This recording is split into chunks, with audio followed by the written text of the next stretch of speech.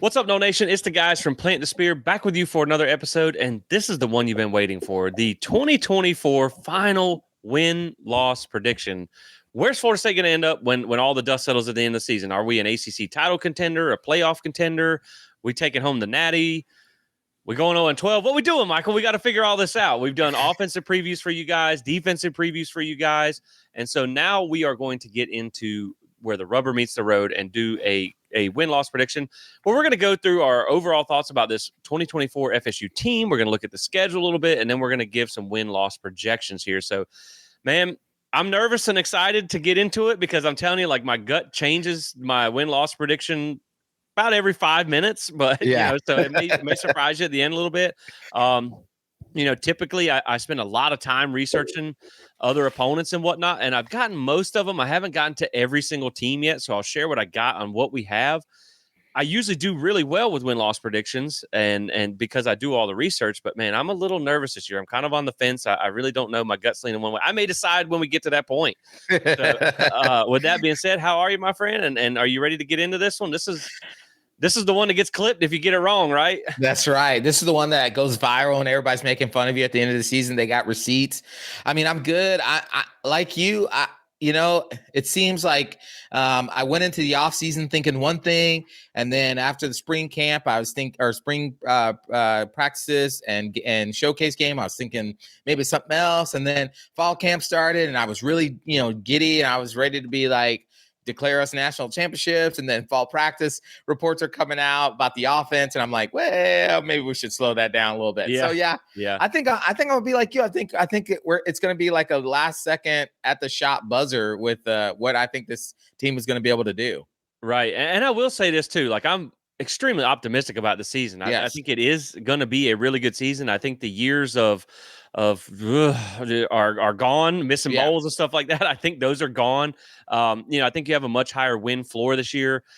It's just I think you have a tougher schedule this year, and you're replacing a lot. I think that's fair to say, and I do think that a couple things I want to really say before we get into this is, one, it's hard to go undefeated. Yes, it is. Florida's been trying 120 years and never done it. Hasn't done it one time. So like, it's hard to go undefeated. And last year, Florida State did that up until the end of the season when they should have been in the playoffs. And so that doesn't happen all the time. And I think it's important to say that it's a different season this year. You got a 12-team playoff. There's a heightened importance on winning the ACC championship, so you can get that automatic qualifier bid. A 10-2 season can be everything you need it to be, and can still put you in contention for the playoffs. That's right. Which is a miracle after 13-0 didn't do it last year. Wow. So let's jump in. But before we do that, let me bring you a quick word from today's sponsor, and that's our friends over at the Autograph app. This is the app that every sports fan should have in their rotation. It has all the podcasts, news stories, YouTube videos that you want all in one convenient place. They have ways for you to get quick summaries so you can stay up to date if you're on the go. You can read in-depth stuff if you're that kind of nerd like we are with football. And you get rewarded for doing it. You get rewarded for doing what you're doing right now. You get fan coins for consuming content that you can cash in for some prizes throughout what they offer there on the app. So make sure you guys go check it out. It's completely free. It's going to be something you want in your arsenal as football season gets ready to kick off. Go to your app store, use code SPEAR to download it, or I'll link it below to make it easy on you guys. But let's get into this, Michael. So I think the way we'll start first is because you really made a good point there when you said you felt one way, then you felt a different way, then you felt. I feel like my emotions have changed on this team a lot. Yeah. In both ways. I still feel good. I just think some of the areas you felt good or bad may have changed a little bit over the course of the offseason. So we're going to start with some overall kind of thoughts on this team. And so let me just lay some numbers here for you to lay the foundation. So in 2024, here are the facts. Florida State's returning production is at 58%, 83rd in the country. The returning yardage is only at 24.2, 116th in the country. Returning tackles is at 50.2%, 95th in the country. Returning big play defense, that is your sacks, tackles for loss, interceptions, things like that, 48.3%, 88th in the country. On the positive side, that didn't sound too positive. On the positive side, offensive line starts are combined for 190, which is the third most in the country. You have a quarterback coming back that has 40 Power 5 starts. Some S&P Plus projections, which is from Bill Connolly, which is a service that's pretty good at what he does. The team projection is they are finishing the season ranked 12th in S&P projections. The offense is the 21st ranked offense in the country. The defense is the 10th, and special teams is 8th. So all that sounds pretty good. Sounds like it's going to put us where we need to be.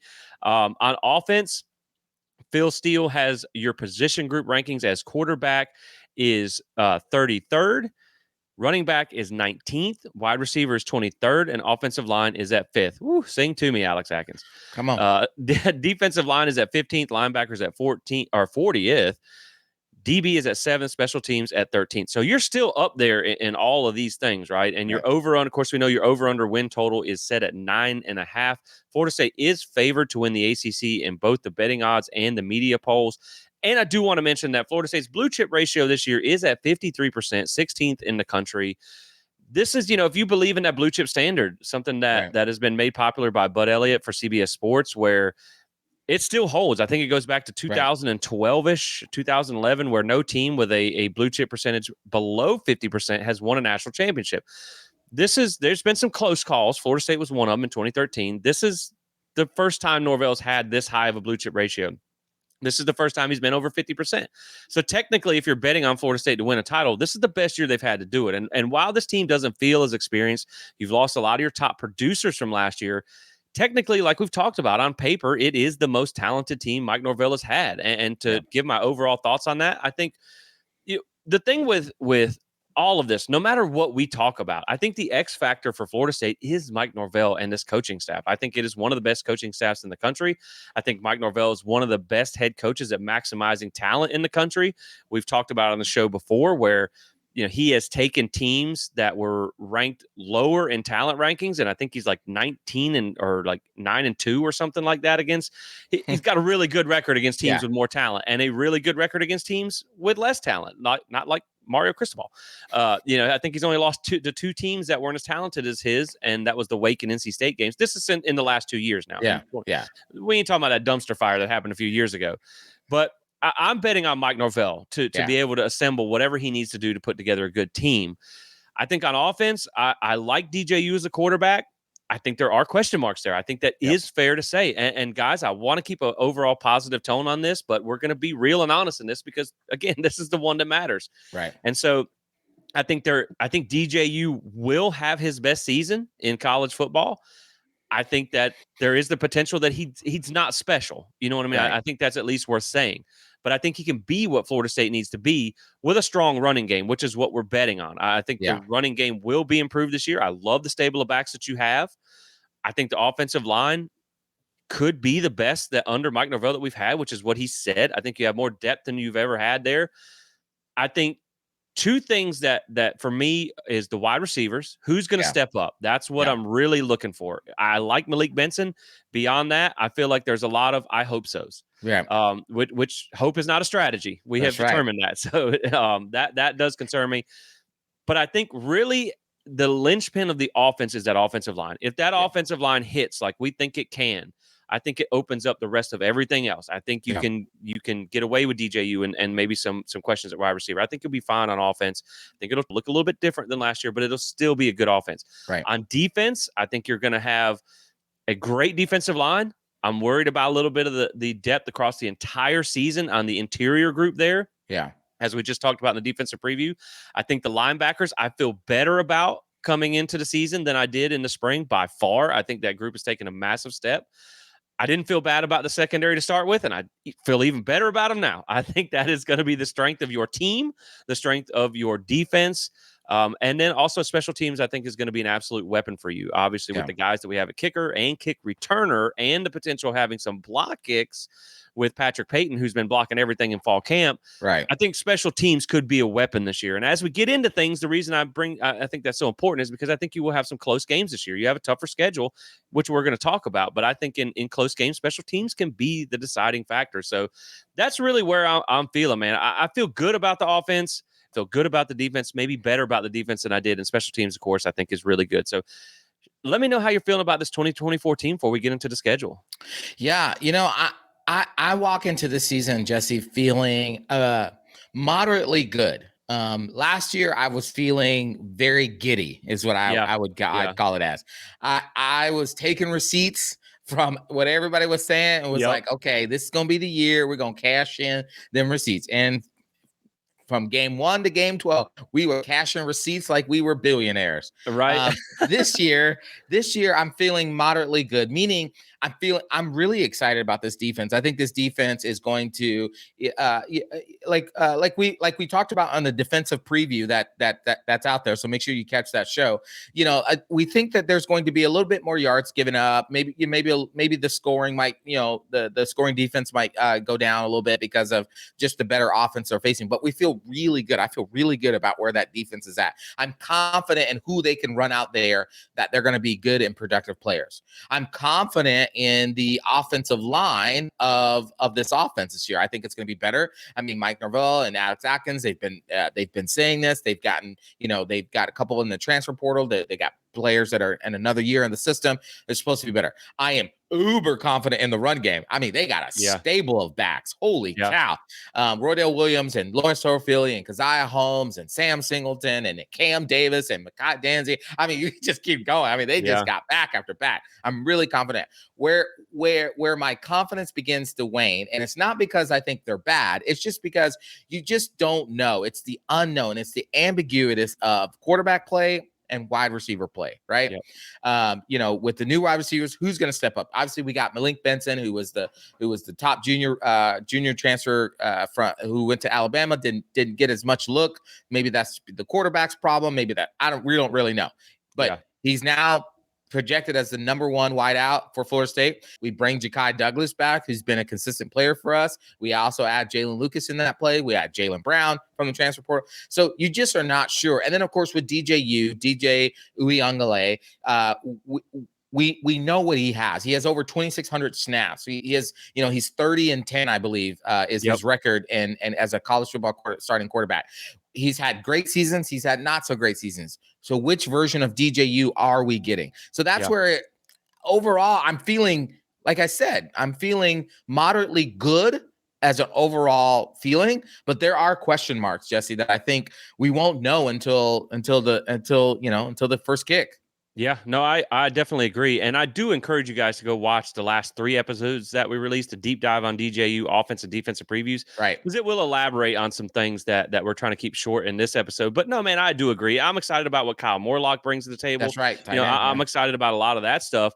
But, I do think that, I think it was 2022 that I said I was cautiously optimistic because I knew how good this team could be if they hit on a lot of these transfers that weren't necessarily proven. I think you have a lot of transfers now that are more proven. I think I said I was cautiously optimistic then. I think I'm nervously optimistic this year because I think Florida State can win every game on the schedule. Yes. I can also see a scenario where 1 or 2 injuries or 1 or 2 things don't pan out, knock on wood, where things go a lot farther south than maybe we expect them to. So I just think that's where I'm at. But again, I trust Mike Norvell. I also want to paint the picture real quick before we jump into the schedule that one of the things that is big about the schedule, it's tougher this year. And Phil Steele has us ranked as the 12th toughest schedule in college football this year. Last year in 2022, he had us at 61st. You have 4 teams on your schedule that have a higher blue chip ratio than you do. You have 7 teams on the schedule that were ranked in the preseason top 40. So this is not an easy schedule. I know a lot of people talk about how easy the schedule is. I don't think that's the case. We talked about it in the offensive defensive previews. The defenses on the schedule, you had a couple good ones, a lot of bad ones. Overall, they look like this new schedule this year based on what we saw from 2023. And again, teams will change from year to year. The defenses should take a small step up. The offenses that you're going to face this season should be significantly better. You had a lot of year 1 quarterbacks last year. You had a lot of guys who were freshmen in place of injured players, like with Florida and Miami. That's not going to be the case this year unless injury happens again. You have a lot of experienced quarterbacks coming back this year. You have a significantly better offenses. I think, what do we say, 4 in the top 50 last year, That's right. Yeah. 7 in the top 50 this year, 4 in the top 25 this year, 1 in the top 25 last year. So it's a tougher schedule, man. But I do feel good about this team. I feel like we are at a place where Mike Norvell can reload versus rebuild, and we're going to find out this year. I mean, this is kind of the proof year of whether it was just a couple of stars or whether we got this thing really rolling. But either way, man, I feel really good about this team in the season and what they're going to be accomplished. So let's kind of get into this schedule here and give some of our thoughts as we run through, starting with game one in Georgia Tech, or in Dublin, should I say, with Georgia Tech on August Dublin. the 24th. That's a long trip, man. That's a long way to go for a game, but I have heard Mike Norvell talk about they have some guys on staff that were associated with NFL teams in the past that did that Europe trip. Yep. So they kind of know how they're gonna, they have a game plan how they're gonna handle this. I'm not really going to put travel into this game because I think both teams have to travel. Both teams have to Right. deal with the distractions and things like that. Now, I'm probably on an island by myself here. I have said for the longest that this Georgia Tech game is going to be harder than people think. I think this is, I even in our top 5 most important games, this was number 1 for me because you're going to find out. This is a gut check game right here. All the distractions and stuff, you're coming out against a team that has a really good offense. They averaged 31.1 points per game last year. They're bringing back over 80% of their production. They're bringing back Haynes King at quarterback, who was a legit dual threat guy last year, 2,800 yards through the air, 800 yards, over 800 yards on the ground. Started pretty hot, and then he waned off towards the end of the season, had a couple of real kind of stinker games there. But this Georgia Tech offense was, I believe, tied for the second most yards per play against Georgia throughout that entire season. So this offense is no joke. Now, I know that Georgia team didn't have Brock Bowers. Brock Bowers don't play defense. So they also get 3 of their top 4 receivers back. They get their returning rusher back. They return 4 out of 5 offensive linemen. So, like, this offense is going to be tough over there in Georgia Tech. Now, I think the good thing for this game is that Georgia Tech did not play defense last year. For as good as they did on offense, they did not play defense last year. Now, they do have, obviously, they're going to be making some changes on defense, but I think the good thing is it's like our question mark on our team is kind of more of our offense, right? And their defense was bad last year. Let's That's just right. put it that way. So we have a above average with some question marks offense against a bad defense versus a good offense versus a good defense. So I think your strengths kind of way out there. But man, I think Georgia Tech just game one with all that continuity on offense, the same play caller, the same quarterback coming back, and a lot of those same guys. I think this game's going to be harder than people think. And I will tell you guys that what we're going to do, we're going to run through every game. Then at the end, we're going to give our win, loss, ceiling, floor, and prediction. So we're just going to kind of get through some of these games this year. But Georgia Tech has a hard schedule, man. They're only projected to win 5.5 games. I think the schedule has a lot to do with that. But again, with 83% production back on offense, only 49 on defense, even though it was a bad defense. I will at least say that I like Florida State in this game. I'm not picking them to lose. I'm just saying I think some people have picked this game to kind of get out of hand. I don't think that's going to be the case. I think that offense is going to give us a lot of problems in game one.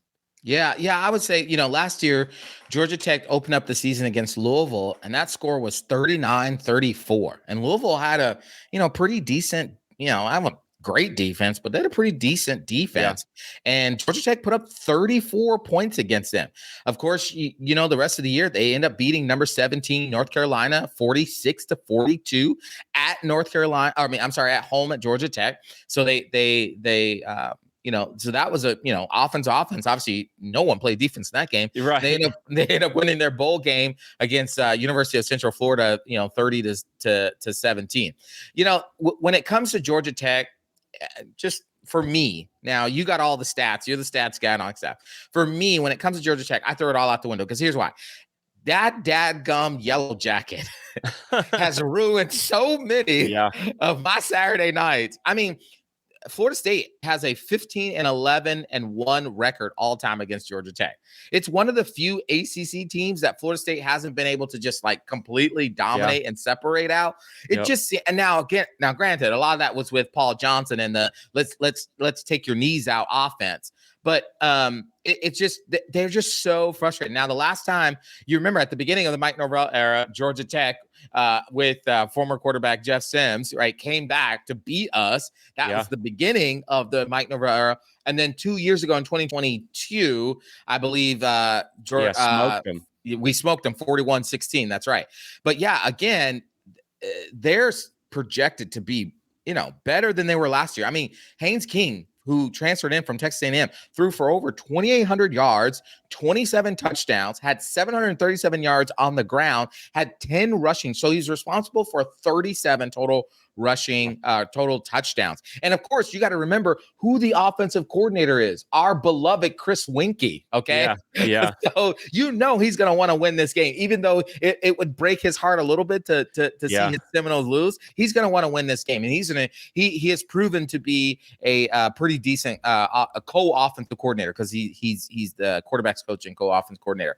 Of course, like you said, they returned Jamal Haynes, who had a little over 1,000 yards last year and scored 8 total touchdowns there. This is not going to be a walk in the park for our defense against this offense. They're going to have to actually show up and play, because Georgia Tech's going to throw everything they got, the whole kitchen sink at them. Now, defensively, like you said, they are last year they were like squish banana. I mean, you could do whatever you want against that defense. Throwing a banana peel on the field would have been a better strategy than they had on defense. That's right. That's right. That's so true. I mean, they were dead last in the ACC last year, giving up 437 yards last season. I mean, 221 yards on the ground. I mean, you could just run all over them, and their pass defense was 215 yards as well too. So, they went out, they got a new defensive coordinator. I can't think of what his name is. I just heard it.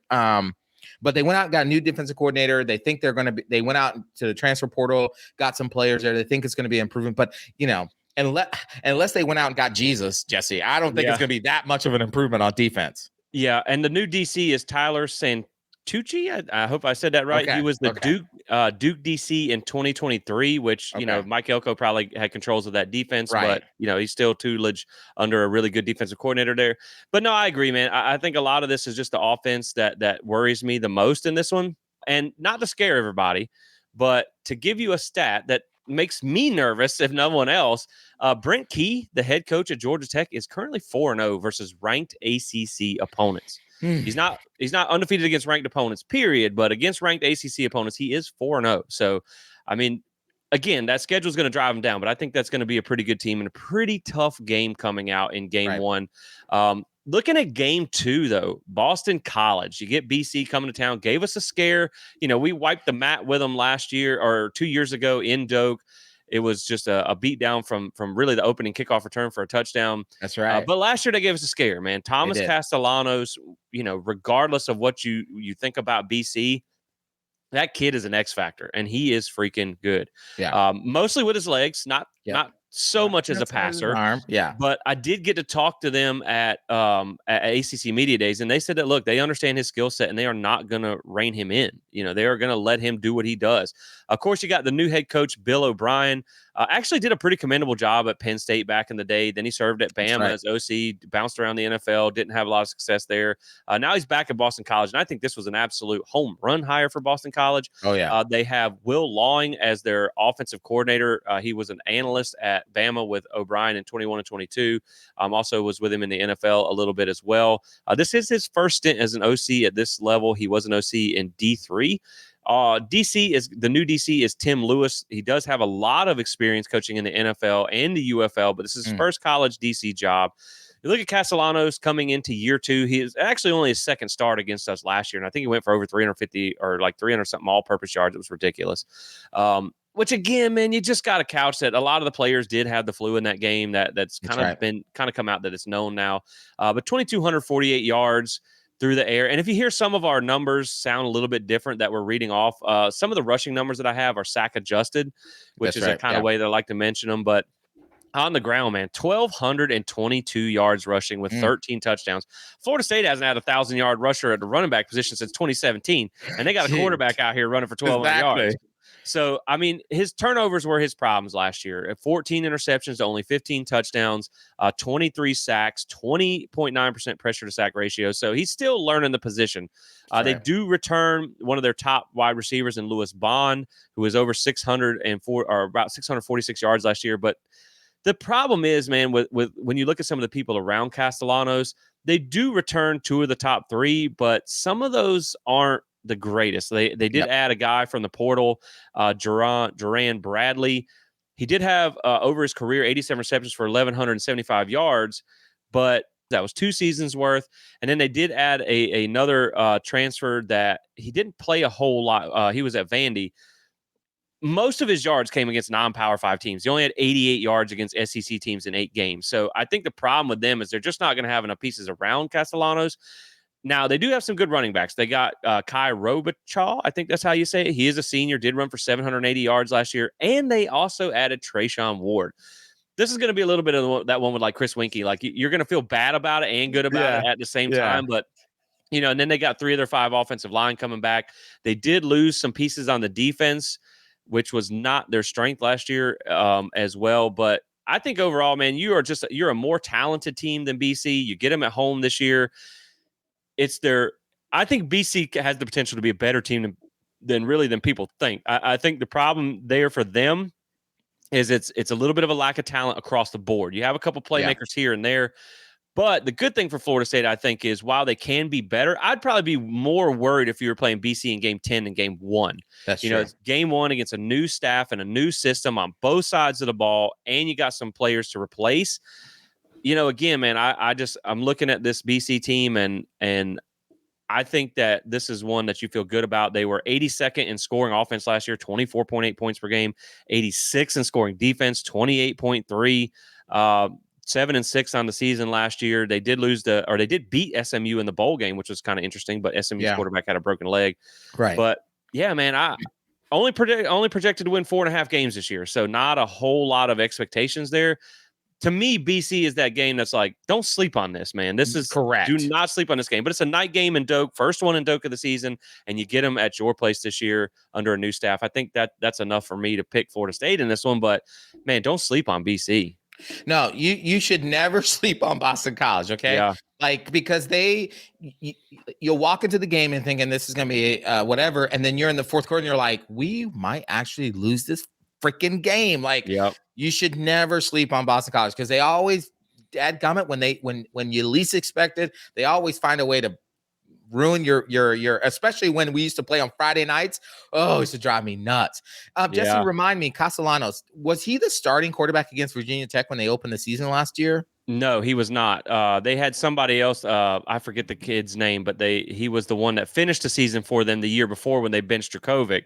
Correct. He actually came in and did good at the end of 2023. He was going to be the starter, and they worked a 2 quarterback system, and then eventually they just went with Castellanos. Correct. So the part of what happened last season, and this might be making excuses, so I'll go ahead and admit that. But you have to think about some of the circumstances of that game last season. It was the red bandana game, right? Yep. So there was already hype and emotional. I think it was like a nooner. The weather was bad. Yeah, the weather was terrible, and it was the flu game. If like half the team was throwing up on the bus on the way over. Yeah, and so now they did get out to a 31-10 lead, took their foot off the gas, and then had to hang on for dear life at the end. This year, I think they're coming into that.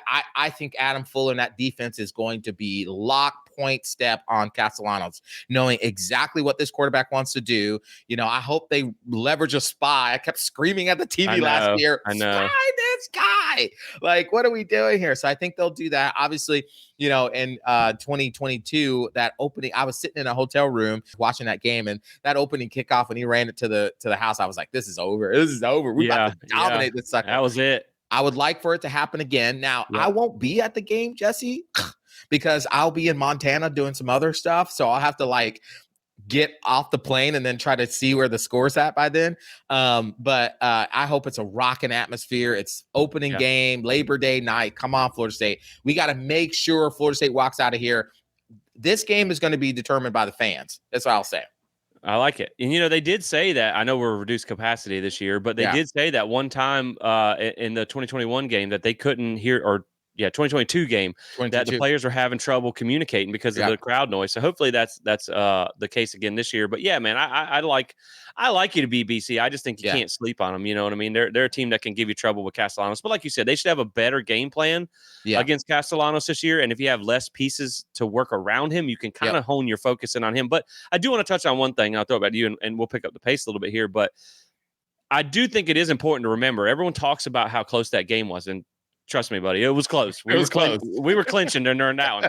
But they still went on a 28-0 run. It still was 31-10 towards the end of that game, and we just kind of goofed around and let it kind of slip away. So, but that game was it was closer on the end, but it wasn't as close as it really felt. So I Correct. at least we'll throw that in there. Yeah, yeah, absolutely. And I just wanted to say this just for as we're going through this is that Florida State has won 5 straight against Boston College, and they've won 12 out of the last 13. And they've been extremely dominant at home. There's only been one game in the last, I think, 5 matches at home where it's been even close. There's a 22-17 victory by Florida, 22-21 victory by Florida State in 2018. That was the Taggart era, dude. Yeah, Taggart. yeah, they were all close or not close, depending on or which way you looked at That's it. right. All right, so the next game up is a fun one, Memphis against Oof. Mike Norvell's old home squad. I know that he's got a special place in his heart for Memphis. We do too, because they were a really gracious fan base when despite us taking their coach. Now, I will say the thing about Memphis is, first off, I'm going to pray for anybody who is at this game, you included, Michael, because it is a noon game in September. Oh, man. I'm going to be right here in this studio watching that game, waiting to do that post game, because I made a promise to myself years ago at the Boise State game that we would not do any more noon games in the month of September. So you guys have fun with that. But I think this is an interesting game, dude. To me, I know you're going to hear me say this quite a bit as we go throughout the schedule. It's not a game that I think you lose, but I think it's a game you do not roll your helmet out there and expect to win. There's a lot of people that have Memphis getting into the playoffs as the number 1 G5 team. I mean, they went 10-3 last year. They had the 6th ranked scoring offense, 39.4 points per game. Now, I do have to say that they only averaged 27.3 points per game against the top 25 scoring defenses they faced. They played a lot of bad defenses in the American or whichever they play, and I think it is the American. They faced 5 defenses ranked outside of the top 100. So they kind of feasted on some bad defenses last year. But, I mean, this is a really, really good offense. Now, they do have the same problem Georgia Tech had. They just kind of forgot to play defense last year. 28.8 points per game given up, 95th in the country, and they only faced 1 top 25 offense and 3 ranked below 100. So it wasn't like it was the toughest out there. When you look at some of the advanced metrics, they actually finished with the 18th ranked offense and the 109th ranked defense when you factor in competition. So it was not that great for them. They are projected to win 9.5 games this year. So, I mean, 74% returning production on offense, 65 on defense. So they have some production coming back. They are expected to have a good season. And then also when you look at the quarterback, and again, like I said, you got to look at this is against G5 competition and whatnot there. But when you look at the quarterback situation here, Seth Hennigan is a legit dude. I mean, he is going to be a 4-year starter at Memphis. He is right now, he has eclipsed the 3,000-yard mark in all 3 of his starting seasons. I mean, Memphis has a good history of quarterbacks, and he's a really good one. So that's what makes you nervous. Anytime a team has a really good quarterback, they also return 3 of their top receivers, including a guy that's 6'3", 215 pounds, a senior, Rock Taylor, that was a 1,000-yard receiver last year.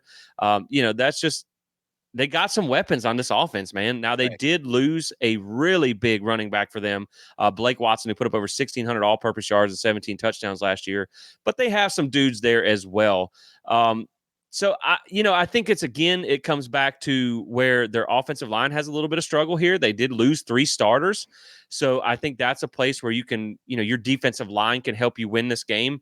And then also on the defensive side, like we said, man, they just did not play good defenses last year. So I'm thinking that, you should be able to you should be able to move the ball on this defense. Let's just put it that way. It's a G5 defense and not a good one. You should be able to move the ball on this defense. It's just you're going to have to stop that offense. So I think I'm more worried about like Georgia Tech than Memphis in a weird kind of way, just because of that Power 5 versus G5. But man, Memphis is not a game you can sleep on. This offense is legitimate, and I don't know how much it's worth. But I will say that like Ryan Silverfield is the head coach at Memphis, who was the offensive line coach for Mike Norvell. He knows Mike Norvell. Mike Norvell knows him. Adam Fuller probably knows their guy. They know Adam Fuller a little bit. So there's going to be some interesting things to do. I actually asked Mike Norvell at ACC Media Days, have you kind of had any side wagers, any bets, any crap talking or whatnot? He's like, he did text me, but he had yet to respond. So yeah, man, I think the defense is going to be the difference here for us, and we'll see, man. But I think this is another game that's harder than it looks. Yeah. Yeah, absolutely. It's a hell of a lot harder than Southern Miss was last year. I'll put it to you like that. For sure. Like, I mean, you look at this team and you just think, okay, this is Mike Norvell having the team that his first head coaching job come back. Obviously, this is a favor he's been doing. He's doing for them, because normally nobody's playing a team like Memphis, who's had some success. You're going to play a lower G5 team like a Right. Southern Miss or something like that. So this is a favor being done for Ryan Satterfield. Yeah, Silverfield. Yeah. Silverfield, the Silver dude. Yeah. But Memphis is an interesting case, and it's not that I'm worried necessarily about Memphis in a sense. I'm more so worried that this is a game that they don't get up for. This is a game that it's a nooner. It's in September. If the heat is where it's going to be scorching, right? Yeah. And so you just kind of worry about like the players actually getting up for it and showing up and bringing their best to that. Last year in the bowl game, they won that game, which is a Big 12 matchup. They lost to SMU. And then outside of that, they didn't really play. I mean, they played Missouri, and they hung with Missouri. They played on neutral site, and they lost 27-34. So they have some experience playing Power 5, Power 4 teams as well. Here's some interesting stuff about Memphis. Believe it or not, this is the first matchup since 1990. Okay. That's crazy. Yeah. First matchup, Florida State is 10-7-1 against Memphis. Here's what's wow. Memphis won the first 7 of 11 games of the series. Okay, but then Florida State has won the last 8 games against them. Like I said, they haven't played since the 90s. So this will be a kind of refresher of that. Again, I don't worry about this game unless I notice that the players are not taking this as seriously. But Mike Norvell, he's going to have them ready to go. Let's not have enough for Jacksonville State.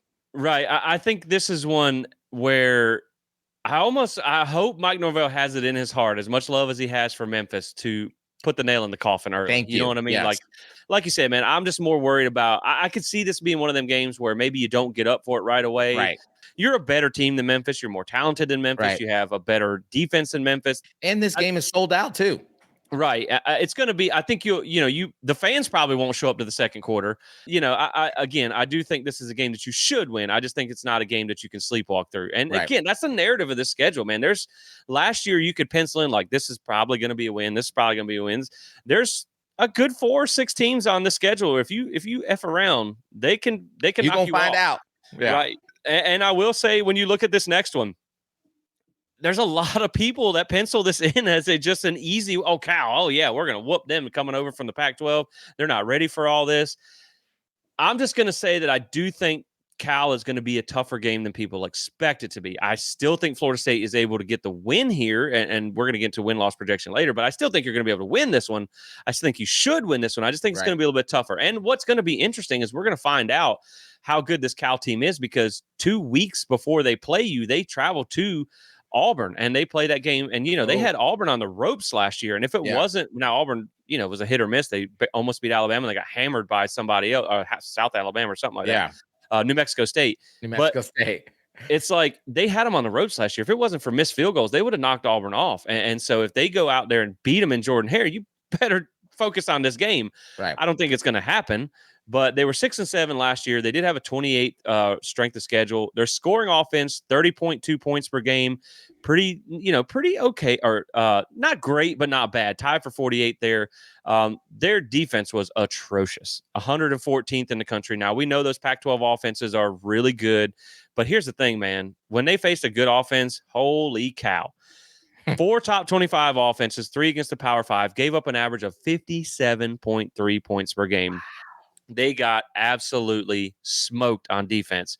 So I think it's a good thing, like we talked about in the defensive preview. A lot of these early games are teams that didn't play defense, and that'll give your offense time to get up to speed. Do keep in mind, last year, DJU was 19-25 for 275 and 5 touchdowns against Cal. Yeesh.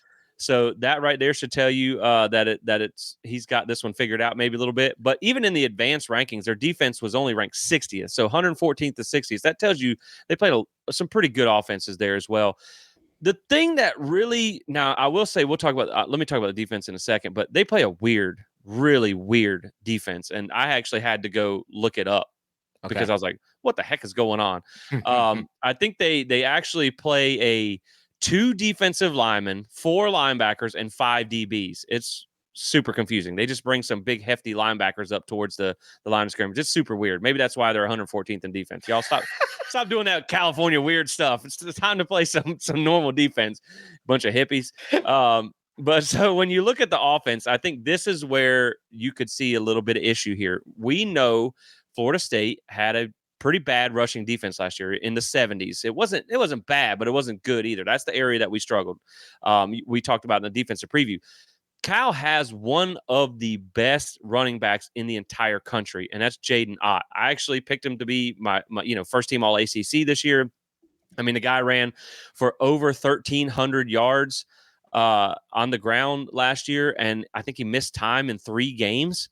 So 1,315 yards, 5.3 yards per carry, and missed time in 3 games. So I mean, that guy he's a legitimate running back, man. He's if you don't button up that run defense this year, he can hurt you. Now they did lose some pieces on the offensive line, but they returned 3 of them. And then I think when you look at the quarterback situation, they did go with a redshirt freshman last year. They rotated a lot of quarterbacks, and then they finally settled on redshirt freshman Fernando Mendoza. He did start the last 3 games, had a 63% completion percentage, threw for 1,708 yards and 14 touchdowns with 10 interceptions as a redshirt freshman in 8 games. Not bad numbers by any means. Now, I will say it is funny. I got to talk to this kid at ACC Media Days. One of the best, brightest interviews of a kid that I had out there. He's actually from Miami. Oh, okay. He's actually a Florida kid. He said he got a PWO offer at Miami, but he got a full ride at Cal. So he's familiar with the rivalries. He's familiar with the Florida heat. I asked him about that too. I said, "You ready for that humidity?" He said, I grew up in South Florida. I know all about it. But I think this is another case, man. This is literally copy and paste for the first couple of games here. I think this is a game you should win. I think that offense is something you better watch out for. I think the defense, you should have no problem putting up points. This may be a shootout type of game. I think your defense, if you button up against the run, they're in trouble. But if you don't button up against the run, Jaden Ott can hurt you. Yeah. Listen, I was listening to you and I was trying to map out this 2-4-5 defense. Like, I have never heard of anything. Dude, I had to go watch film because I was like, what in the world? And I lived in California. I'm Right. like, I don't remember us playing defense like that out there. But the thing is this, like you said, it's copy and paste, man. If Florida State shows up defensive or offensively, they're going to score points as long as they don't turn the ball over. And then defensively, man, lock down the run. If you lock down the run, you'll shut this team down because that's their bread and butter. That's what they're going to try to do. They're going to try to shorten the game. They're going to try to wear you down and then try to catch you over the top with something that what you're not expecting. So show up. Put this game to bed early. Let us party. We'll be good to go.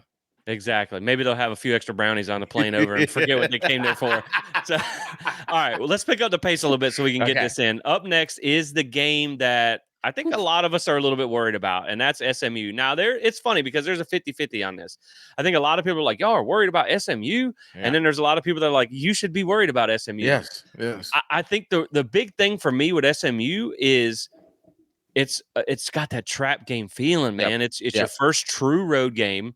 It's the week before Clemson, and I think it's a much better team than people think. Now, I'm not worried about road aspect from it's an intense environment. I think their stadium only holds 25,000. They only averaged around 22 or 23 last year. I think this game's already sold out, and I think you're going to have a good portion of FSU fans there.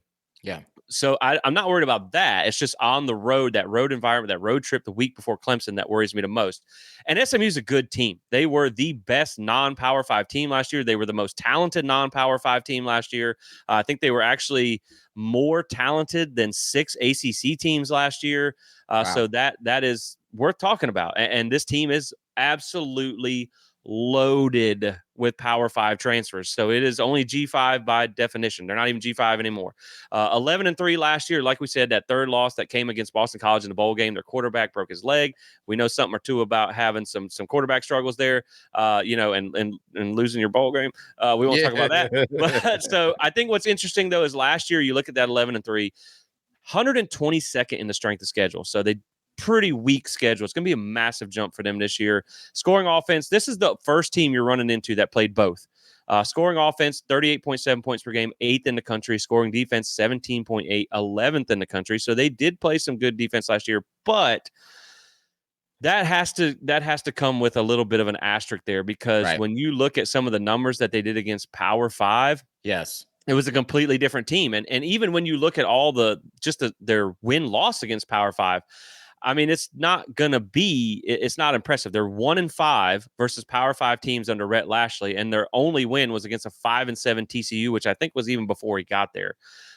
They do actually play TCU right before they play Florida State, so Yeah. that's going to be interesting to kind of see how things go there. But I mean, this is a team, you look at that P5 versus G5 discussion.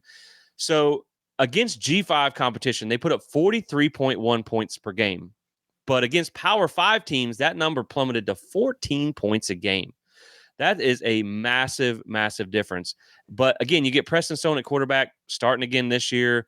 He gets basically his top 7 targets back at wide receiver. So, I mean, that's again that continuity that was a good offense last year. In the backfield, they do have Jalen Knighton, formerly of Mm-hmm. Miami, That's right. so you will recognize him as well. They also have a former Texas A&M transfer, a former Bama transfer back there. I told you this team is loaded with Power 5 transfers. Up front, they do have one of the better offensive lines in the AAC last year, but they do have to replace 3 starters. However, again, they brought in more Power 5 transfers. So I think the offense is going to be pretty good.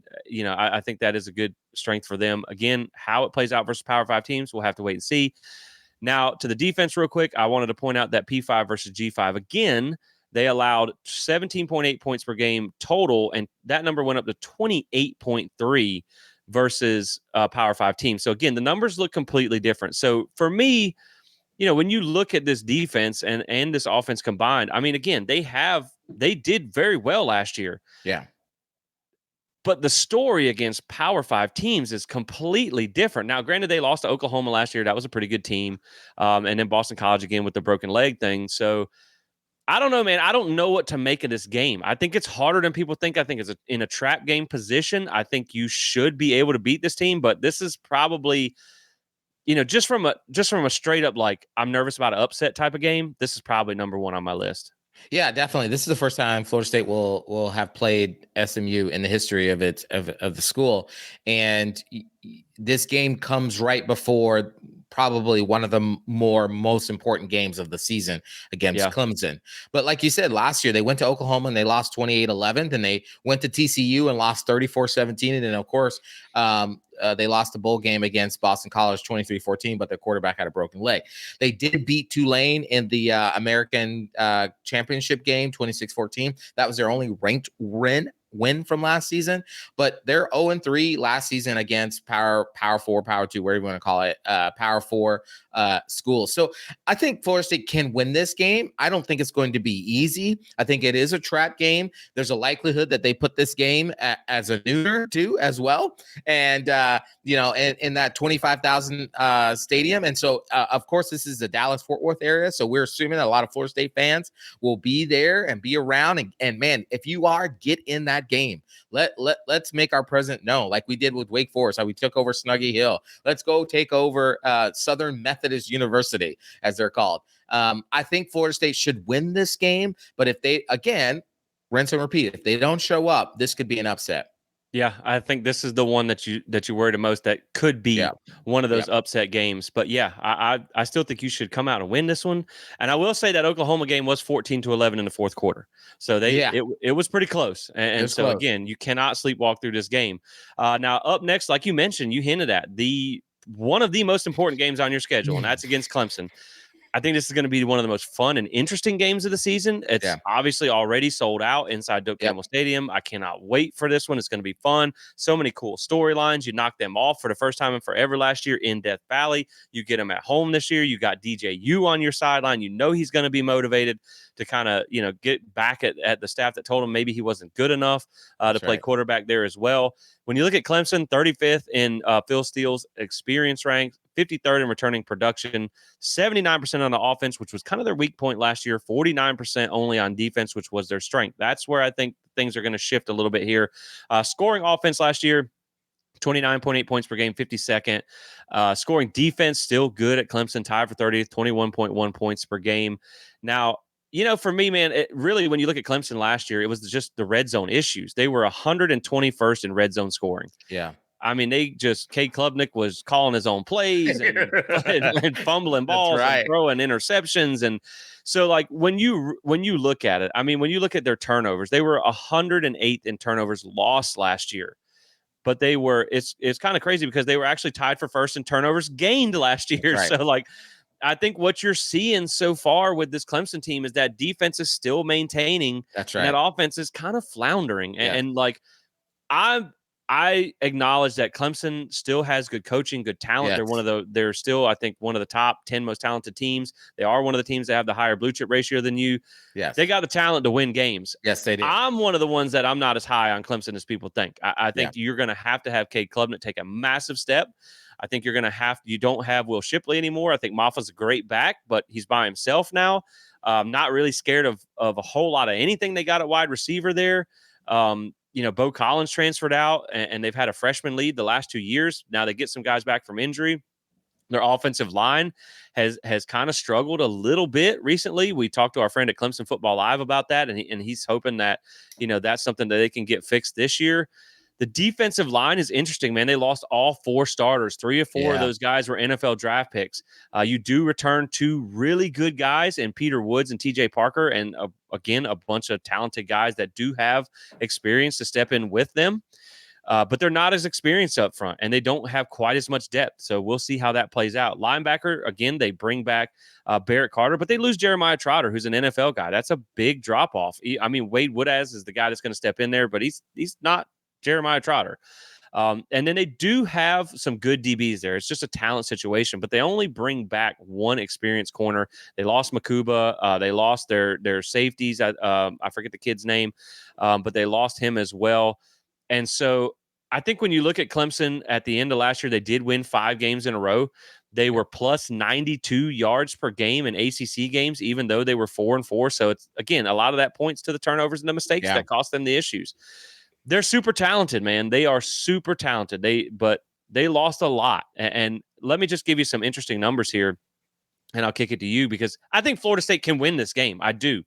I just think I think these programs are on 2 different trajectories, and I'm just not super sold on Clemson. We'll see. This is a big year for Dabo. This is a really big year. Like, can you do it or not? But when you look at season total averages, right, for your offense and your defense over the past few years, Clemson's last national title was in 2018. In that season, their margin of victory for their points scored and points allowed throughout the season was plus 31.2. After that, it dropped to plus 30.4, plus 23.3, plus 11.5, plus 12.3. Last year was plus 8.9. They have consistently dropped and dropped and dropped in how dominant they have been. And so, man, again, it's a talented team. It's Clemson. You beat them once in 7 years? But at the same time, like, I just think Florida State gets it done in Tallahassee. I think DJU is going to have a big game in this one. Man, I'm not super sold on this being the year for Clemson. Yeah.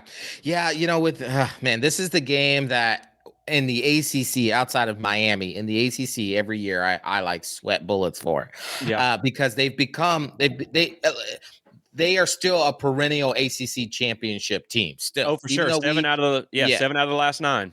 Exactly. Even though we dethroned them last year, they're still a team you have to contend with. They still have uber amount of talent on that defense. Even though they did lose their defensive line, their 4 starters they have guys for days to back them up. Now, is it the same amount of talent that they had during when they were winning the title? No, but it's still pretty good. Yeah. They still have the potential to have a all-world quarterback if he can grow into the legacy the height that he had coming out of high school as well too. They still have pretty good talent, skill players and wide receiver and running backs. Now, it's not the same type that they had when they had Deshaun Watson when they were winning national titles, but it's still there. And so again, like you said, man, this is a pivotal year for Dabo Swinney. I'm not saying that if he has a terrible season, they're going to fire him, but I would say that the crowd will basically completely turn on him if he doesn't do that, because he's been completely against the transfer portal. NIL is for Jesus, as he says. And listen, I'm a man of the Lord, but I don't like you using NIL for that. That just makes no sense whatsoever. the thing I keep going back to is something that the legendary, may he rest in peace, Bobby Bowden used to say when he was building Florida State, is that you lose big, then you lose small, then you win small, then you win big. Yeah. Mike Norvell, Florida State, this is a win big season. So with that, I am going to nervously say this is going to be this is when we see that Florida State walking into Death Valley and win 51-14 kind of thing. I think that's what's going to happen this year. I'm calling a shot right now. I love it. Hey, Babe Ruth, go ahead and hit that, point that thing to center field. Let's go. I'm calling it right now. Man. I do think, like, when you look at Clemson again, to me, I think it's, we talked about this in the DJU deep dive. There was a lot of talk about how talent covered up the deficiencies in scheme. And I think that's still the case. I think they have great talent because they've recruited well for so long, but the scheme is just not quite there. And I think this is where you see Mike Norvell, that evil-eyed, focused Mike Norvell. I think he's going to want to make a statement in this game. That's right. That's going to want DJU to have a big game. And so I think as long as you can avoid getting too high for this game and you can avoid the mistakes, I think you can beat Clemson. I don't know that it's going to be a blowout, but again, I already said I didn't pick them to make the ACC championship. So I'm not as high on Clemson as a lot of people think. So the next one is Duke, Friday night in Durham. Welcome back to the ACC, Manny Diaz, who is a former FSU guy. We just had to get him away from that dump down south before we could actually celebrate him as one of our own. But Duke actually had two pretty decent years the past 2 years under Mike Elko. Of course, they probably would have had a better season last year had Riley Leonard not have got hurt. Right. But you look at last year, scoring offense 26.9 points per game, 68th in the country. Scoring defense tied for 16th in the country at 19 points a game. Again, Elko, great defensive mind, great defensive coach. Now you get Manny Diaz steps in as head coach. Your new OC is Jonathan Brewer, the co-OC at Southern Miss. Southern Miss had a 96th ranked offense last year. So, Manny, I don't know who you hire, Manny, but I mean, I could have used a little. I'm close to Durham. You could hire me. I could pull out some NCAA 25 offense. Then the new DC is from Texas State. He was a DC there last year, allowed 33 points per game in 2023. Again, Manny, what you doing? But Manny will probably be calling the defense there. That's right. To really, we'll make it short and sweet on Duke. They lose Riley Leonard. That definitely hurts, but they bring in Malik Murphy. When I saw they got Malik Murphy, I was like, holy cow, they just got a 5-star from Texas. Right. Guy's got incredible athletic ability, got a size. He was at ACC Media Days. I was like, bro, you are way bigger than you should be. But I've heard it's not gone swimmingly well in camp so far. Yeah. I've heard it's not been there. So I think you're going to have a little bit of drop off at quarterback there, which keep in mind, Riley Leonard, because we're going to talk about him for Notre Dame. He was more of a running guy. I was more scared of his legs than his arm. Running back, they did lose their leading guy. I think it's Jalen Waters. He went to NC State. And so they're going to be kind of rebuilding a little bit there at running back, but they do have Jaquez Moore back, who was a 600-plus yard rusher, so he's good there as well. They do have a good receiver, Jordan Moore back, number one wide receiver for them, 62 receptions, 835 yards.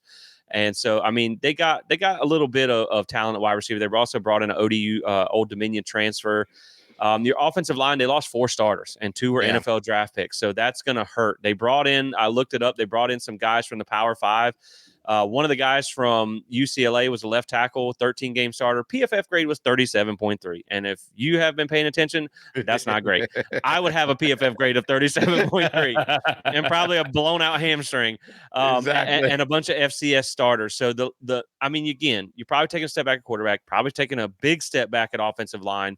And so you just kind of got a couple of playmakers there. On the defense, Manny always had a good defense pretty much at Miami, but you lose all your starters up front. At defensive tackle, nose guard, DN, you lost pretty much everybody. You lost 27-game starter at middle linebacker, 26-game starter at nickelback. Linebacker should still be the strength of this defense, but you lost some pieces. DBs, they were 26 in the pass defense ratings last year for Phil Steele, but they did lose a cornerback and a safety. 2 do return, 5 have experience. Not a bad group, just not a high-end group. Right. It is a bye week for both teams prior to this Friday night meeting in Durham. Looking at their schedule, Duke could very well still be 4-2 to 5-1 coming into this game with a pretty easy early schedule minus UNC and Georgia Tech. But, man, they get FSU, SMU, at Miami, at NC State, and then Virginia Tech. That's a bit of a tough run there. Gauntlet. Yeah, exactly. So, I mean, Manny is 2-1 against FSU, but that's when Florida State was floundering real bad. So, Yeah. not really sold on Duke doing much this year. No, if I'm correct, Manny got the last of Taggart, the first of Mike Norvell, and the Yeah. second, correct? Right? Yeah. Okay, Yep. that's what I thought. The fourth and 14. Yeah, I love that time. Sorry, Yeah. Manny. Yeah, I mean, listen, Duke is 0 and 22 in its history against Florida State. Their best shot at winning came last season, actually. Believe Yeah, I that. know. I Their know. best shot at winning came last season And it when was they 38-20 or something it like was that. 38-20. They had Florida State down at the half, 2017. And then, of course, Florida State took over and scored 21 unanswered points in the fourth quarter to win that game going away. I was at that game, the stadium. It was rocking. Duke was ranked. It was the only time they've ever been ranked in a ranked match against Florida State. The only thing that gives me just a bit of pause, normally I'd be like, Duke, win, go, we're done. This game is a Friday night, bro. Yeah, I'll be there. And you'll be there. And Florida State, uh, every time we play on a Friday night, I just like go hide in a corner I because we know. just have had the worst luck on a Friday night. I mean, all the Boston colleges, Oh all boy, the I was NC there for that State one too. loss, the NC State games that we've lost on Friday nights. Like, that's the only thing that gives Yeah. me just a little bit of angst. But you know what's great though is that this game comes off a bye week, which is Yeah. nice. So we Yeah. can refocus our team. Yeah, I'll be there, and we got that 22-0 record to defend. So, hey, look, I'll run on the field and make a sack from the stands if I got to. I ain't letting that happen. But yeah, man, I think you should. I think you should kind of beat Duke handily this year. Yeah. But like I said, I'll be there. We're going to look at maybe doing a tailgate for that one for if you're in that area or considering going to that game. So definitely check that out. Now the big one, The and I mean, biggest one.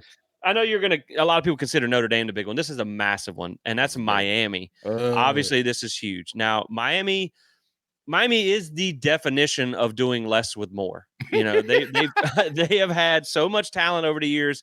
They have the thing that's funny with them, man, is like they have had a top 2 or 3 ACC roster the entire time they've been in the league, that's pretty right. much as far back as I could get the 247 talent rankings to load.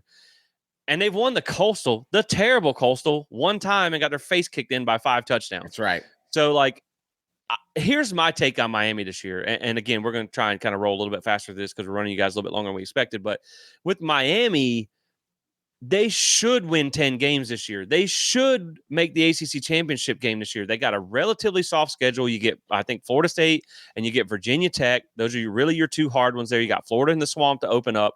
They got all the talent, in the world. They got Restrepo at receiver. They got that the other kid, I can't think of his name right now, at receiver, who's also pretty good. Jacoby George, I think it is.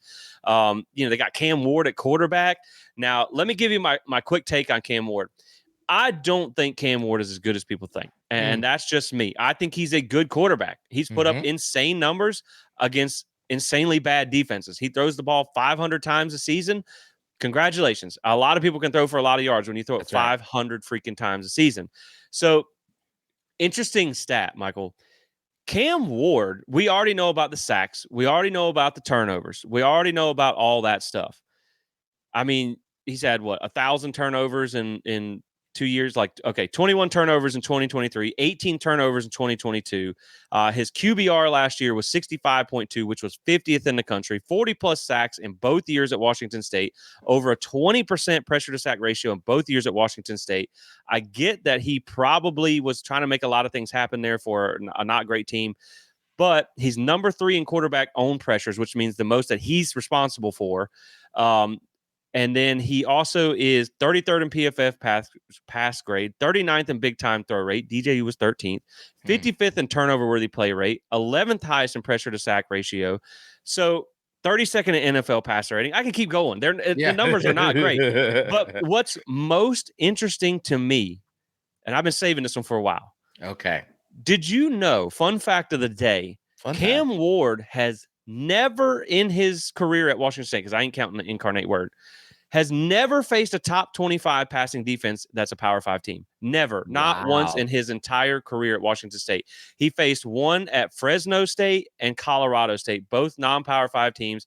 And in that year, both like Colorado State faced Air Force. That's an option team. They threw for 0 yards. So obviously their pass defense got a sizable bump. But so far of Power 5 teams, I think the hardest one, and I'm just kind of checking my notes real quick, the hardest one that he's ever played, I think, was Wisconsin at 29th. That's it. So he has never played a slate of defenses like he's about to find out in the ACC. And I think that is why I'm not saying Cam Ward's not good. I'm saying I'm not as sold on him being the Heisman winner that's leading Miami back to the glory days that people think they are. Because I mean, even then, when you look at, they're talking about they're going to let him air it out a little bit more. He's got got an air raid guy there. But look at Mario Cristobal. They did not throw the ball a ton when they had Justin Herbert. And so, like, if he correct, right, I think it was around 46% of the time they threw the ball with Justin Herbert. So, they got talent up front on the offensive line, but they did lose a few pieces. So you're wondering how those new pieces are going to gel. They got a dangerous running back and Damian Martinez from Oregon State that came in. That was DJU's running back. So they should be good on offense. On defense, their secondary lost a lot of pieces. It wasn't a good secondary last year. They lost both safeties and I think a corner. So I think their back end of the defense could be sketchy. Front end of the defense, we know they lost some pieces on defensive tackle. Leonard Taylor, I know they lost. I think they lost a couple other guys there. The defensive end, they got Ruben Bain. That's kind of what they're banking on, and they got the Maui Noah guy at linebacker as well. But man, I mean, they got talent. They got pieces. It's year 3. They got their quarterback. I'm just not sold on the coaching, and I'm not sold on Cam Ward being that guy when he plays tougher defenses. Yeah, listen, Miami has recruited exceptionally well. I mean, they are undefeated in the offseason recruiting. I don't know how many national championships they won in the offseason, but it seems like a lot in the last 20 years. The problem has been is that they haven't been able to actually win some on-the-field championships over the last 20 years. Exactly. And every year, every dadgum year, Miami fans get into my mentions, get into your mentions, and they want to talk that ish. They want to talk it over and over again that this is the year. The U is back. The U is back. Now, let me go ahead and give them their flowers. They have a uber talent team. This team is really talented. Mario Cristobal is an incredible recruiter. Absolutely. No, hands down about it. They may even say, you might even say he's a better recruiter than Mike Norvell is. Okay. He can get the guys. That's for sure. They should have a better offense than they had last season, for sure. But the problem I have is the fact that what changes? A chameleon is always a chameleon, no matter how much it changes its skin color, right? No matter how much it changes its camouflage. And Mario Cristobal is a guy that wants to run the ball and play defense. He had NFL draft pick Justin Herbert, and he didn't throw the ball as much. He had TVD, who was probably one of the best quarterbacks coming out of the high school at that time period, and he drove him into the ground. What makes anybody think that Cam Ward's going to get the same kind of freedom or get any kind of freedom that he didn't give one of the best quarterbacks in the NFL right now? Right. It's not going to happen. So I'll believe it when I see it. Now, if they start throwing the rock all around, okay, then maybe I'll believe it. Also, Cam Ward was one of the most turnover-prone quarterbacks in the portal last season. Now, yes, I will admit, before you Miami fans get into our YouTube comments, yes, we wanted Cam Ward. We did. Yeah. Yes, we also wanted DJU. We wanted both. We wanted to try to get one of them. We got the one we wanted. You got Cam Ward. Congratulations to you. He still was turnover prone. Had he come to Florida State, that's the conversation we're having right now. Well, can he keep the ball? Can he not fumble it? Can he not have an interception? Again, you just mentioned, Jesse, he has not faced a top 25 passing defense in the Power 5 conference. Like, that is a problem. Yeah. So, I'm not predicting anything right now about Miami. I'm just laying out the facts there about where we are right now. Florida State is 7-2 in the last 9 games at Miami. Like, that's why we call it Doak South. Yep. Probably going to be 8-2. I hope so. So, yeah. And that's the one game they show up for, but it's still 50% FSU fans. That's right. So it should be a little home field advantage for us there as well. And I will just say that they are 82nd in experience rank for Phil Steele, 66% returning production, 79 on offense, only 53% on defense. So they've lost a lot too. Let's not make no mistake about that. Correct. And I do think it's interesting when you talk about TVD. This was a guy that when he was a freshman coming out, it was, we got an NFL quarterback right here. Right. And then it went to, he sucks. Get him out of here. Right. And they brought in Puffenberger. And then they sent him up the road to the Big Ten. And Luke Fickell comes out and says, yeah, Miami ruined TVD. And, Yep. then they got Cam Ward. So, like, again, man, I think Miami should be good this year. I Yeah. think they could be good. I think Cam Ward could be great. I Yep. think he could very well win a Heisman. We said that when he was going to come to Florida State, when we thought he might, that he's a very high ceiling, very low floor type of guy. Yep. DJU was a less maybe high ceiling, but also higher floor type of guy. So it's a gamble that Miami needs. Right. I don't think Florida State needs DJU to win a Heisman to win games. I think they need him to have a Heisman type of season. But, 31.5 points per game last year, tied for 39th on offense. Defense was 44th in the country, allowing 22.8 points per game. So, man, again, like I said, we're going to see how this one plays out, but I'm not as sold on the Hurricanes, even though they should be good. I mean, they should be good. Next up is UNC. This is a team that's got a lot of turnover. To make quick work of this one, man, they got a really, really good running back, Omarion Hampton. They have a quarterback competition going on right now. You got the Johnson kid that comes in from by every other team in the SEC that he played at. LSU, right. Texas A&M, now here. Brad Johnson's kid. Shout out, respect to you. But he's traveled around more than an NFL quarterback has. I think he probably will end up being your starter. They had another kid that played for Drake May last year that does have some experience. They're pretty much starting over at offensive line. They pretty much got all new starters. Now, I did talk to Mac Brown at ACC Media Days, and he said they got a couple of guys that are 6'8", 300 pounds. So, like, they got some massive trees there.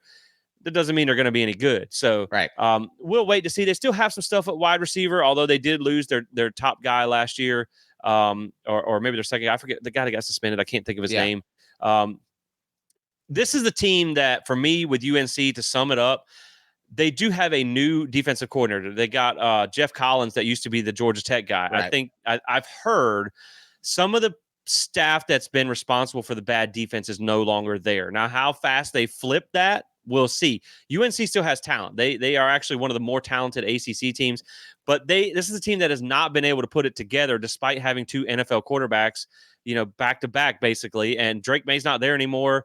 And I've drawn a blank on the other guy. I want to say Sam Hartman, but it's not. No. Sam Howell. Almost ended up here. They don't have either one of them guys. So I think it's going to be a little bit of a step back here. Obviously, they're always good on offense some way, somehow. They don't really play a whole lot of defense. I think this is a game Florida State should win just from a talent and experience edge. Yeah, I agree too. Florida State is 7-3 in their last 10 matchups. Also, Florida State is 17-3 in their entire history against North Carolina. North Carolina's only been able to beat them 3 times. And I remember one particular one I was watching as a little kid where a running back by the name of Greg Jones ran over a kid, and they should have called the cops on that dude because he was dead. Y'all want to see a dead body? I mean, the hit. I watched the replay of it the other day, and the guy's helmet came flying off. Yeah, like you said, this offense is starting basically all over again. Drake May's gone off to the NFL. Mac Brown can recruit. He has recruited. Mac Brown, former FSU graduate, just so everybody knows, has beaten Florida. Yep, never beaten Florida State. Yep. And so, I think Florida State, this is at home. Florida State should win this game. If they show up and they play the game, yeah, they should win. Yeah, I think the home will play a difference, even though, we all had that one where the freaking kicker was running and doing all that stupid stuff. But yeah, man, I mean, watch out for the offense, but at the same time, I think that's good there with UNC. I think they just lost a lot, and they haven't really been, Mac Brown specials, man, like I keep talking about. He just losing the most questionable game. So the next one we're going to come to here is the big one, Notre Dame. This is the biggest game of the season by all means, if it is what it turns out to be. They're a top 10 preseason team. You're number 10 in the preseason. If both teams follow that trajectory, this could be a top 10 matchup, at Notre Dame at nighttime, big time game. I think there's 2 interesting things to take away from this, Michael. First off is that a lot of people think this is the game we're going to lose. I would say 99.9% of the people who have Florida State at 11-1 think this is the loss. Yep. And I think that's interesting. I also think the second most interesting thing about this game, it's not an ACC game. That's correct. Essentially, depending on how you handle your ACC slate, and by the way, will be wrapped up the game before this with UNC. So that's right. There's a good possibility. Let's just say you are undefeated in the ACC at this point, and in the ACC championship game, man, you could roll out your twos out there in this game. It would not matter. And so that is what is so interesting about the Notre Dame game. But they're going to want to try and win this one for the at-large perspective, especially if you drop an ACC game along the way. But looking at this team, the Irish are still very talented. I mean, when you look at the blue chip ratio, they're definitely one of the teams that are up there. Of course, they lose Sam Hartman. They get Riley Leonard. They're doing like the ACC refurbished quarterback system. They're on a lease program. Exactly. They just come in and get a new ACC quarterback. But, like we talked about with Riley Leonard, he's a good kid. Yeah. He's going to have the most talent around him that he's had as a quarterback. Right. But I'm more scared of his legs than I am his arms. At running back, they lose Estime, their leading runner. Of course, they still got talent back there. But again, you're kind of starting over a little bit there at your running back position. And then they also have some offensive line issues that they're going to have to replace. We know that I think they're losing 3 starters. They only get 2 back, and one of those we just found out was lost for the season. A left tackle. So that is going to be huge, man. You lose guys like Joe Alt, who is one of the first round draft pick in the NFL draft, and then you lose another guy already, and then you're only that can really hamper your whole season. Now I'm sure they got talent to backfill, but again, you're losing some big pieces there. On the defensive line, on the defensive side of things, Notre Dame has a good defense. Obviously, they were one of the top defenses that you're going to face this year. They do lose some pieces, not a ton, but they do lose some pieces, especially out of that secondary. Man, I'm not going to make my prediction right now, but I think on the road is tough. I think at night is tough. I think Notre Dame is extremely talented. When you look at the blue chip ratio, Florida State, we mentioned, was at 53% with transfers included. Notre Dame is at 63%. So that is still a very talented roster. I actually like Marcus Freeman as a coach. I know a lot of people aren't high on him. I'm not as scared of Notre Dame as some people are. I'm really not. I just think that on the road at night against a talented team, it's going to be a tough game. But this is the one that a lot of people got losing. I know you got some interesting stats that aren't going to make us feel comfortable, but I'm going to go ahead and let you give those as we sit here nervously waiting for what you're about to say. Oh, man. Here's the thing about Notre Dame. You're right. Like, this is the game.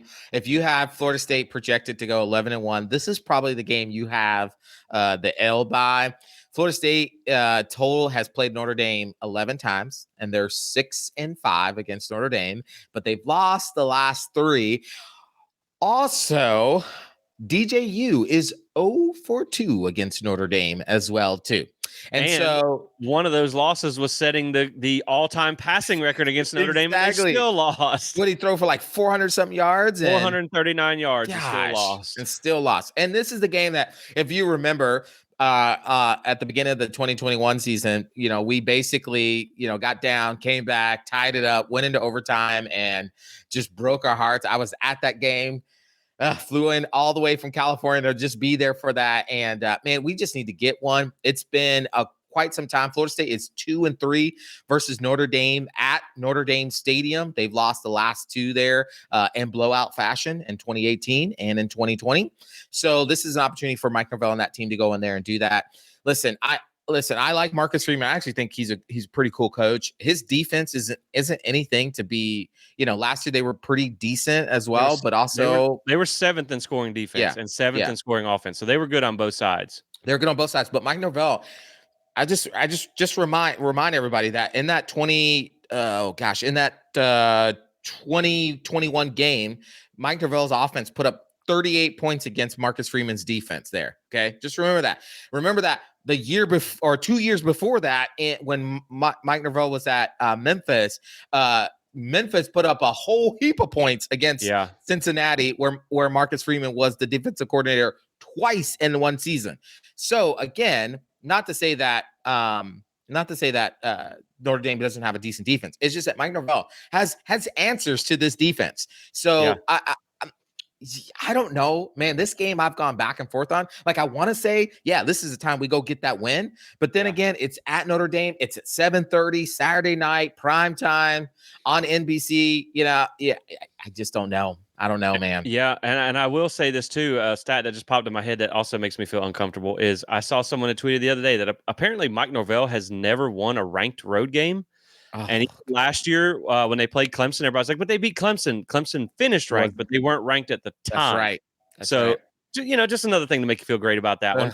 Gosh. Again, I'm not as worried about that game as I was last year, but you also look two of their losses of their 3 losses were on the road. The only game they lost at home was to Ohio State by 3 points. That was a That's daggone right. good team. So yeah, man, I mean, that's going to be a tough one. So Yeah. I don't know. I think, like I said, if that's one you're going to drop from a talent perspective and a coaching perspective, like you look at the teams that are more talented than you. It's Yeah. Clemson, Miami, Florida, Notre Dame. That's the blue That's chip right. ratio. I think Notre Dame probably has the most complete of those teams and the best Right. staff of those teams. So That's right. That's right. we'll have to see. But the next game, we'll spend about 2 seconds talking about it. Charleston Southern. Listen, I'm gonna say 2 things about this game. First off, they lost 66-17 to Clemson last year, so you should definitely be able to handle that. Now, what I will say about this game is I'm going to say that, first off, that game was a little bit sketchy at halftime. I think I'm looking here, 24-17 at halftime. Because I remember watching that game at Doak Cameron Stadium. I remember checking my phone. We were tailgating, and I was like, oh, What's dear Lord, going are they on? about to do this again?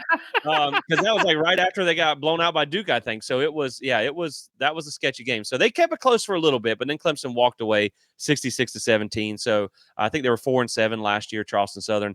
The only other thing I'll say about this game is I'm going to say exactly what I said last year about Northern Alabama. I knew what you were going to say. I knew it. There is 0 chance a starter touches the field in this game. That's me. I think maybe last year your 2s weren't good enough to maybe do that, to walk away, because we struggled a little bit early on there. I think your 2s are good enough this year. You rest your starters this week. That's all I'll say about Charleston Southern. Here's what I'll say about this game. It should be over by the end of the first quarter, and your starters should be out by the end of the first quarter. I don't think you should rest them, because you don't want them to get rusty, because you know what's coming up next week. Yeah. So you want to play them the first quarter, but you want to get them the heck out of there. And don't call any unnecessary plays. Okay. Don't call any plays. We got PTSD. Okay. I was about to say, listen, I love you, man. I promise you, I don't mean this in any kind of disrespectful way. Look, I'll take rusty legs as long as they're not broken. So I mean that in a respectful way. I love Jordan. But give me the rust, man. Give me the rust. God, it sounded terrible. There's no way to not make that sound good. That's just bad all the way around. That's bad. Well, let's distract everybody by talking about Florida, the next game here. And so this is another one, man, that's circled on the calendar here. I think what's the most interesting thing about this Florida game, I will say, first off, I'm glad you get them at home. Yes. If you have you want to beat Florida. Let's make no mistake about that. But if you have your ACC schedule wrapped up, this is a loss that, and you're already penciled into the ACC championship. This is also a game that doesn't necessarily hurt you if something crazy were to happen. I don't think that's going to be the case. But what's interesting for me about Florida is we don't quite know who Florida is going to be by the time this game even gets here. And the reason I say that is because, I mean, they have such a ridiculous schedule. I think they have 8 ranked teams or 7 ranked teams on that schedule. Jeez. There's a possibility that maybe Florida overachieves, and I'll be honest, I think they have some pieces to be better than people give them credit for. Graham Mertz is he's a decent quarterback. I dumped on him. I'm going to try to use a family-friendly word. I crapped on him when they brought him in from that. I was like, you just brought in a triple option quarterback. The guy knows how to go left and then right. And so that's pretty much it. But, man, he's actually – I got to give it to him. Like, he's very efficient. Now, he doesn't stretch the field at all. Right. So, like, you have to understand he's efficient because he doesn't throw the ball hardly at all. But, he threw for 333 against Utah and 423 against South Carolina. So, I mean, he can put up some stuff. Only 3 interceptions, lowest in the SEC, almost a 73% completion percentage. But we could see DJ Lagway by that point. That's right. If the train has come off the tracks, you might see an interim coach with DJ Lagway. But I think for Florida, it's going to be 2 things. I think it's the motivation. Because they're going to be motivated to play Florida State, but goodness gracious, if you're on like 6-game losing streak, you ain't gonna be motivated to do nothing but get to the off season. But then I think it's the pieces around that quarterback that I think he's good enough. Yeah. But they just lost ETN. They got Montrell Johnson Jr., who came over from Louisiana, was pretty good last year. Obviously, was one of their 2 leading backs. I was talking to a friend of mine that covers Florida, one of the only friends I have that covers Florida, but we had been doing some offensive and defensive previews on the other show I talked about. And he was telling me that, like, look, Johnson's good, but he's not ETN. Right. And so, especially if you only have that guy, they said their offensive line has been pretty bad. Now, I told him I didn't like hearing that because we got Richie Leonard. Yeah. So you don't like hearing that. But, he did say that they have some pieces at wide receiver. Pearsall's gone, but they do have some talent at receiver. It's just a lot of young guys. Yeah. So you're wanting to see them step up. And I think this is one where the offensive line is still not that great. They lost 2 out of their 5 starters from a not so great offensive line. I think your defensive line should be able to eat in this game. And then, you look at the defensive side of things. They lost their best defensive end. They lost another defensive end. They just lost a defensive tackle to injury in the preseason. They got all them guys that are like 400 pounds in the middle, and one of them just broke his leg, which I don't know how you don't break your leg just standing up when you weigh that much. That's just crazy. The defensive backs, they weren't too great, and they lost a few there too. So I think Florida is not a terrible team. They're still talented. They're still one of those teams that have the higher blue chip ratio than you do. My guy over there that covers Florida is not super sold on that coaching staff. Yeah. So I actually didn't think that Napier was a terrible coach, but man, I just don't know what Florida you're going to get. I think if Napier makes a bowl game this year, he saves his job with Lagway in the bush, or maybe in the hand by that point. Yeah. But I think it's if they're on the back end of a 6-game losing streak or something like that, yeesh, man. Yeesh. But Florida's always going to play you tough. You know that. Exactly. It's a rivalry game. They're going to play you tough. Listen, Florida, every year, their one saving grace that they quote to Florida State fans is that they have the overall wins-loss record, right? Yeah. They're 36-27-2 against us. They've been playing football for longer than us. Oh, okay. Let me just run this down for you, Jesse, real quick. I know we're going to end the show here, but let's just run the show. Okay. You open up with number 19, Miami. Okay. You got Sanford. That should be a dub. Then you play Texas A&M at home. Interesting. You go to Mississippi State. You should win that. You should win that. You got UCF, Gus Malzahn in that offense. Be careful. You go to Tennessee. Probably gonna lose. You have Kentucky, but now you've lost the last 3 to Kentucky. Yeah. So okay. Yeah, didn't their guy put up like 9,000 rushing yards on them last year? Exactly. Okay, now watch this gauntlet. Number 1, Georgia. Number 4, Texas at Texas. Number 13, LSU at home. Number 6, Ole Miss at home. Number 10, Florida State on the road. So good luck, Billy. Yeah, that's it. That's all you need to say. So going to be a rough year for Billy and the boys, but again, man, if they get to 6 or 7 wins, we'll see. But listen, if they win 4 games, you should give Billy a new contract. Okay, against that schedule, give him a lifetime contract with 4 wins.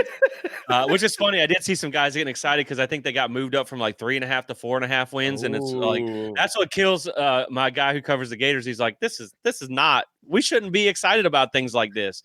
But yeah, man. So that's pretty much what you're looking at there. That's the gauntlet. Again, just to kind of give a 1,000-foot view, I think it's tougher schedule than people think, man. Yeah. I think there's a lot of teams, whereas like last year, the Wakes, the Pitts, and things like that, you felt like once you kind of saw a Pitt fall apart, you were like, man, we should be able to go in here and win unless we just do something exceptionally bad or we're sick like you had in the Boston College game or something like that.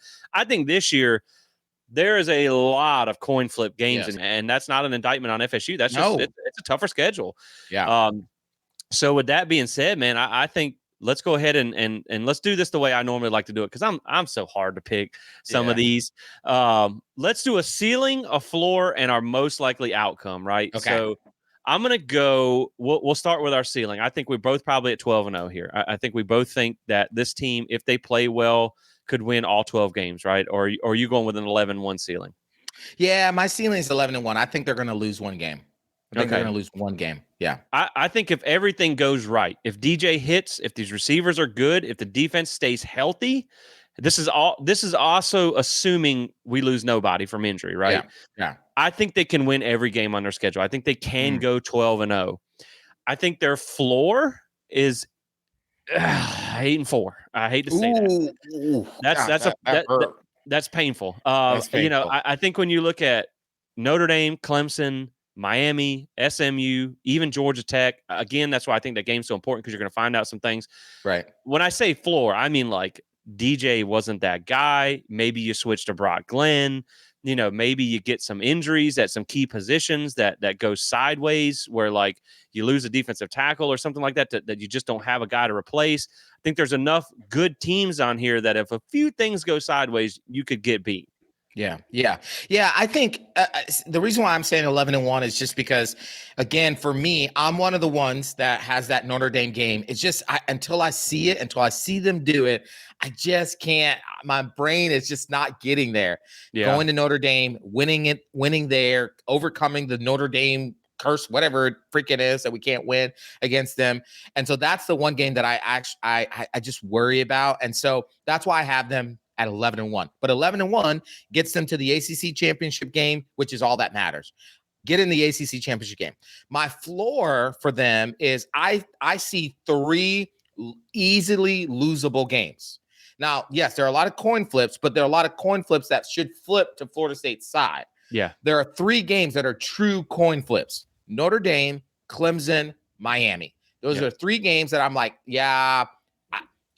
Even though when it comes to the game preview, I'm going to pick Florida State against Miami. In my heart of hearts, I'm going to feel very nervous. It's a rivalry game, right? Yeah. And so those are the 3 games that I feel like are true coin flip, 50-50. It could go either way. So my floor for Florida State is actually 9-3. That doesn't get you into the ACC championship game unless everybody else sucks. Right. And so you're probably on the outside looking into the playoffs. Yeah, and I will say that, like I promise you, during game week, I'm picking Florida State. I don't care what I say because I will never give them. The most likely outcome. This is where it goes, man. This is where we think Florida State's going to end up, and I will be honest. I wish-washed a lot on this over the last couple of weeks and months, and thinking about this. Again, man, I think that this team has such a high potential. I think they can go out. I'm such a believer in Mike Norvell and what he does. I think this team can win every game on their schedule. I think there's some games in here that are going to be tough. Again, we had some close games last year, games that we thought. Now, we blew out a lot of teams, more than people maybe give credit for, but like that Miami game was close. Now, we know there was that fluky touchdown. It should have been about a 14-point win, but still a 14, which actually was a 7-point win at home against their freshman backup quarterback. That type of stuff makes me nervous knowing that they should be better this year. You have a tougher schedule this year. I think I'm going to go with 10-2. I've been 11-1 this whole time. I think I'm going to go 10-2. And this might disappoint some people, but I'm going to go with the loss is going to be, I'm going to pick that Notre Dame game too. I just think that's on the road at night. It's tough. If you got a couple guys banged up and you're already locked into the ACC championship, maybe you don't even risk it with them. I don't know. We'll see if like cold weather is a factor and things like that. I think the other loss comes somewhere. I can't even pick. That's the problem. There's so many coin flip games that I feel like should flip Florida State's way. You get Clemson at home this year. We obviously know Clemson is a night and day team away from Death Valley. Right. Again, that Miami game is down in Doak South. I know it's Doak South, but they're a better team. It was close last year when it shouldn't have been. Right. You're on the road this year. You don't get home field advantage. That SMU game is a heck of a trap game. I think people are sleeping on that Georgia Tech game coming out game 1. I would say if I had to put that second loss in a group, it would be either Miami, Clemson, or SMU. And I know some people are going to be like, what the SMU?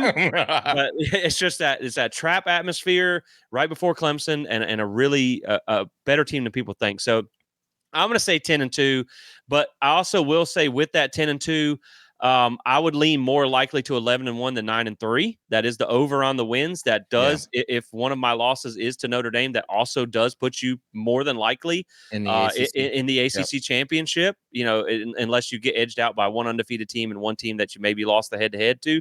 I think a lot of teams are gonna, because the ACC is good. You're gonna have some parity inside the ACC there. So I don't know that there's going to be any ACC teams that are going to finish the season undefeated.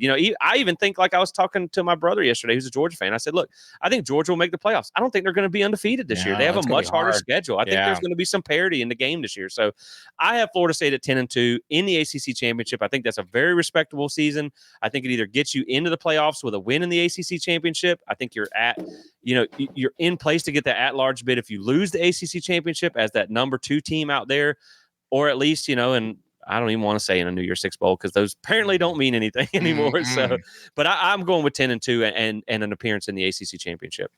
Yeah, when we were talking about this pre-show, it was like, yeah, you're making some great points about 10-2, and like I was like, okay, yeah, I scared you a little bit. They did. You really did. You really did. And I was thinking, okay, where could that second loss come from? But you know what, Jesse? I'm sticking to my guns. I like it.